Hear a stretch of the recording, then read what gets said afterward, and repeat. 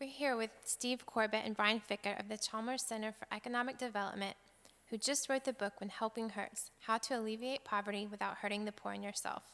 Now guys, tell me, why did you write this book?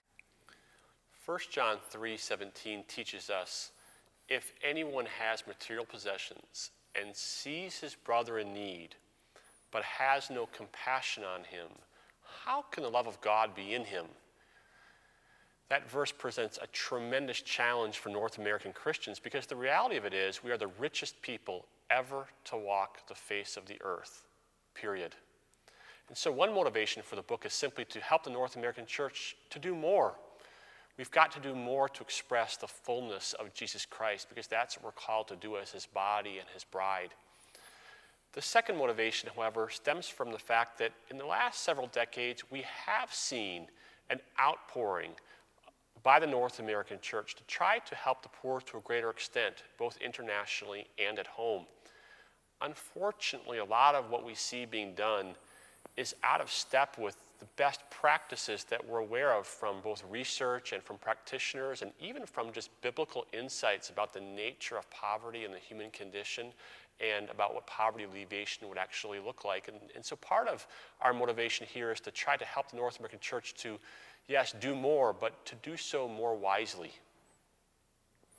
I've had the opportunity over the last 20 years to kind of teach these ideas and train people in these, both in the context of a Christian Relief Agency, as a professor, as a staff member at the Chalmers Center.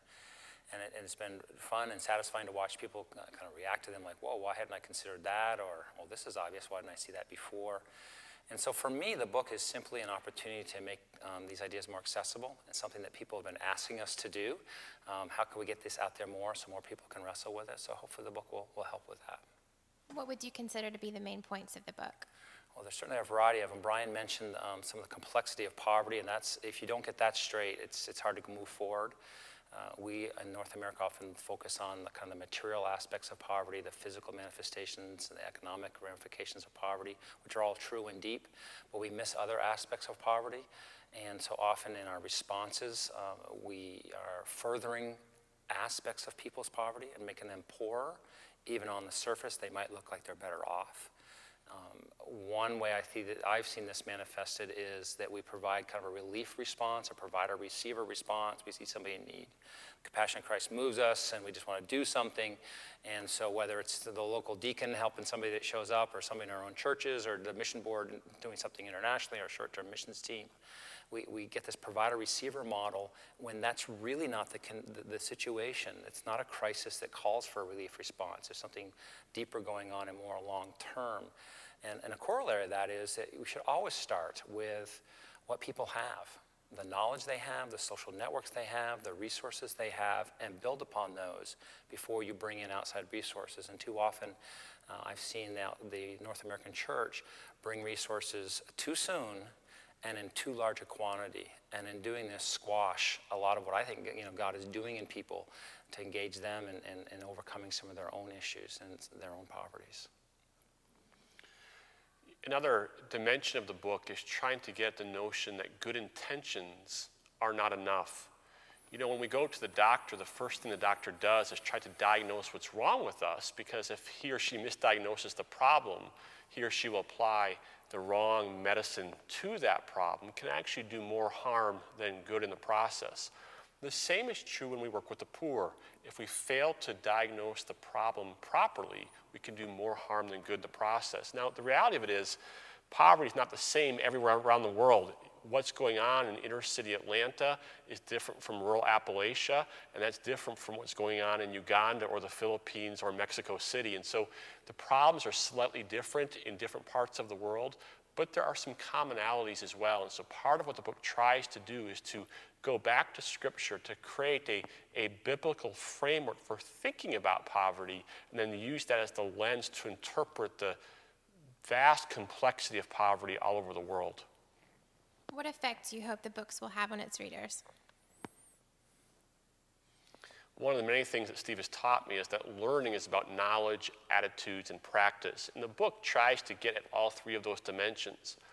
In terms of knowledge, again, we're trying to root our understanding of poverty in a biblical framework and in biblical revelation about the nature of sin, of humanity, and of Christ's redemption.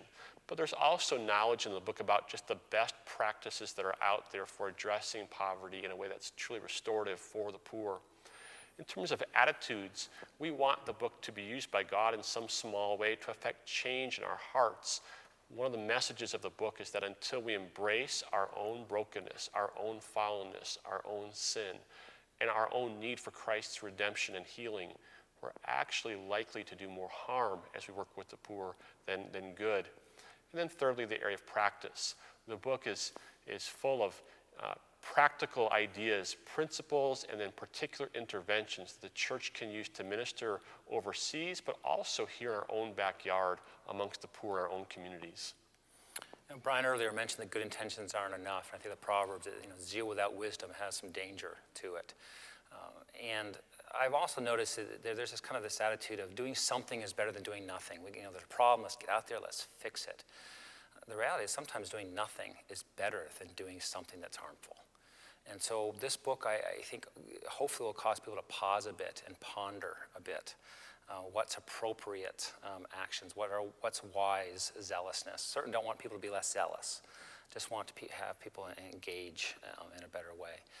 Another thing that is part of my concern and Brian's concern as well is that we've got brothers and sisters ministering in their own context here in North America and all over the world.